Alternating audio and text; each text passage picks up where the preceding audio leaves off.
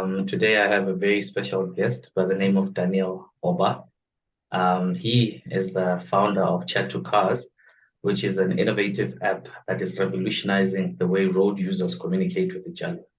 So with this app, users can chat or call other drivers by using their car number plates, making it easier to report any wrongdoing or any emergency situations on the road. Additionally, the app comes with roadside assistance and armed response, ensuring that you always have help in case of emergency. So Chat2Cars also boosts a top-of-the-line car tracking system and even allows car dealers to list and sell cars on the platform to generate funds to keep the app free for everyone. So join us today as we chat to Daniel Oba, who's going to take us through Chat2Cars, and how it's revolutionizing the driving experience. How are you, Daniel? Very well. Thank you so much for having me on your show. You know, Can just help out. And at the same time, bringing out the spirit of Ubuntu in terms of community to say, guys, let's look at networking, communication, team, for example, in your area, that their office is in your neighborhood. So if they're coming to, if that will be the service they'll be giving to their community for free, to just be present to calm down the situation, because that's the essence of the app, is to provide security and comfort and convenience. So if a security company is in your area and the ETA is 5 minutes, they're expected to respond before the SAPS eventually then come into the scene. You get. But if they have to then move you out of that environment or dilute the situation or get involved, then eventually they will send you an invoice to say, we transported you from this location to this location, and it's going to cost you 11 rand per kilometer. In that way, you can see it's fair, because you already have an idea that, okay, this is how much they will charge me if they have to move me. You already know that they came out to calm the situation for you. In that way, solving the problem, Then eventually, if it then escalates, you can then involve the SAPS, which is the legal, but at least the security to just say, okay, guys, calm down. And the security is not just pertaining to a vehicle. Myself, having the app, exactly, it goes beyond just the security of cars. Yeah, security. In fact, part of the game plan, part of the reason why the app is it's providing the services providing, is to say, if you see a car that is just hijacked now, just press on the app to say, in this area, a crime just happened, or someone just it doesn't have to be you or related to you, but in the spirit of Ubuntu, solving the community problem, to say someone just got hijacked, and report it on the app.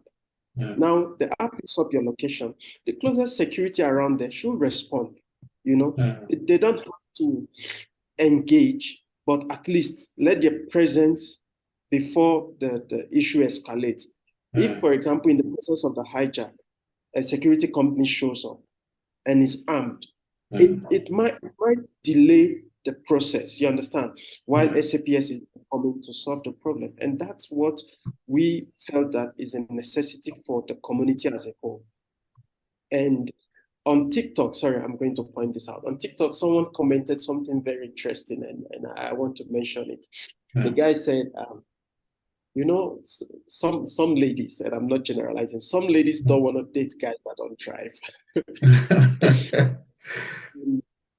And someone said, this will help us find our type. And I knew where he was going. Now, for ladies, for example, I've answered this question on radio interview. For ladies, and you, instead of asking a guy saying, so do you drive? I'm just saying, or even for a guy asking a lady saying, so do you drive? All you now need to do is, let's chat using your car number plate. That's just a hint. You don't have to ask the question directly. And then if the guy says, I don't have a number plate, that should give you an idea of the direction. Yeah, no, that's that's. I think I heard one of those questions on one of your radio interviews to say, I see somebody rolling with a G-Wagon. I'm interested. I can Exactly. just, yeah. But I'm guessing you spoke to how that would be prohibited if it was malicious, Exactly. via the And, via. and personally speaking, it's part of my prayer that one day someone can say, I met my partner on chat to cast. I would be happy to hear such testimony, you know. So is it a feature that we are expecting soon? A dating. It's not a dating app, don't get me. No, no, no. But, I but completely get you. I've seen a situation where you use, what's his name? Um, okay, I'm not sure if I'm allowed to mention his name. Mm, Caspar West recently tweeted that he wished he had met someone. He saw the guy driving a similar car and wanted to take the person's number, and mm, unfortunately, the person drove off and he had to drive off.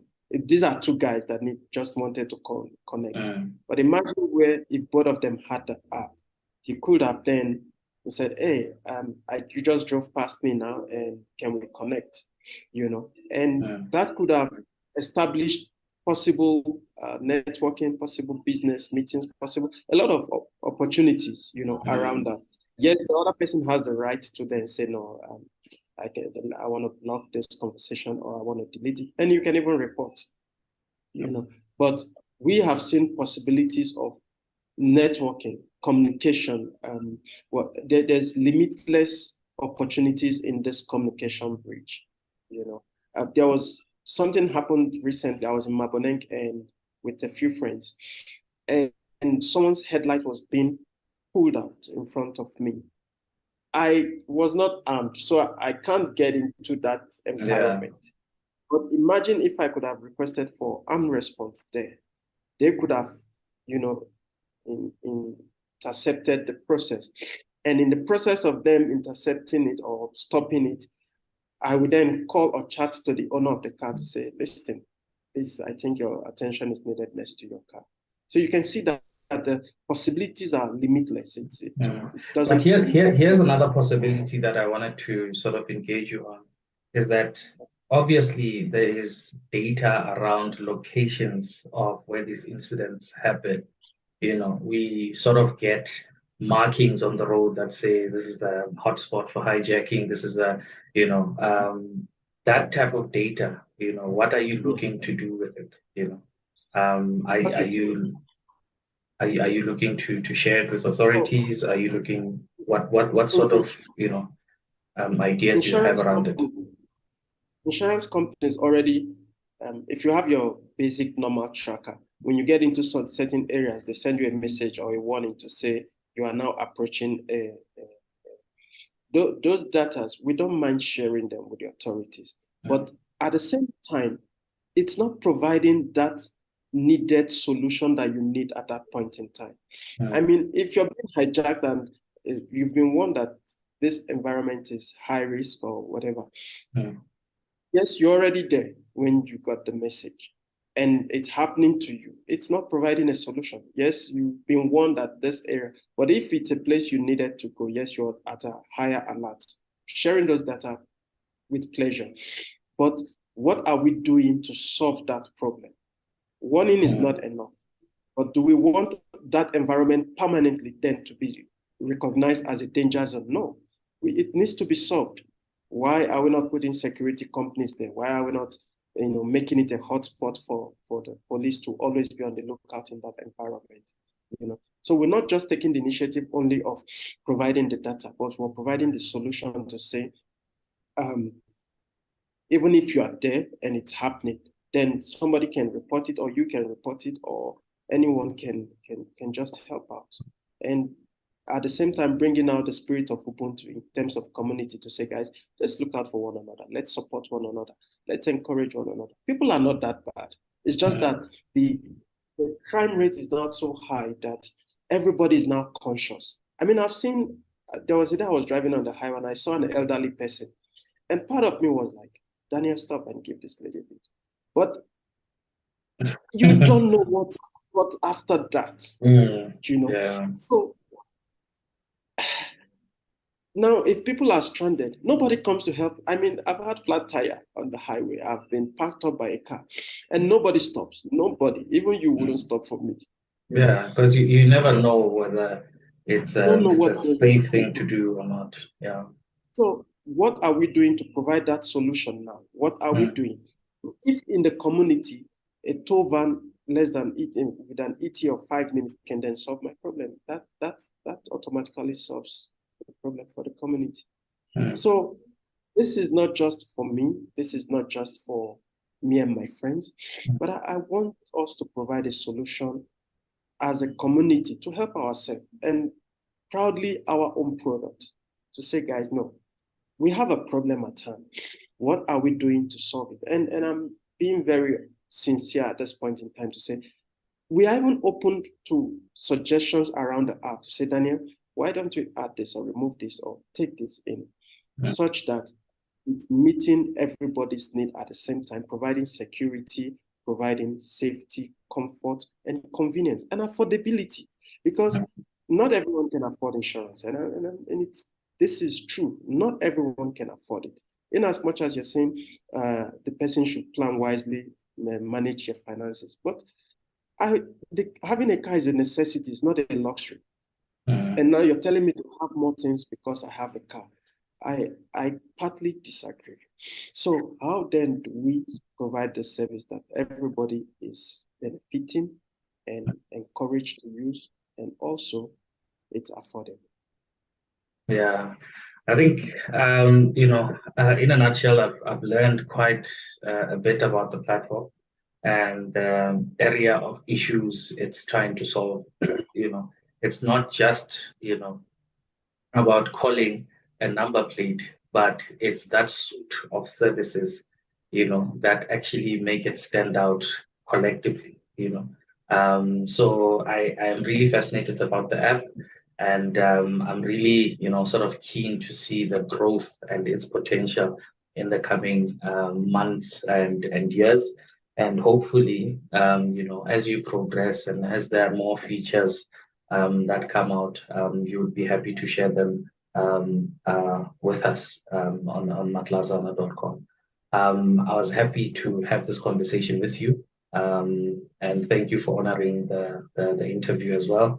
I enjoyed the conversation really a lot, and hopefully we'll have a part 2 to this once you are ready to let us know about some of the growth that you guys have experienced.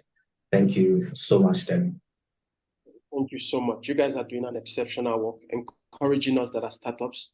It's encouraging. Thank you, and I'll say this from a brother to another.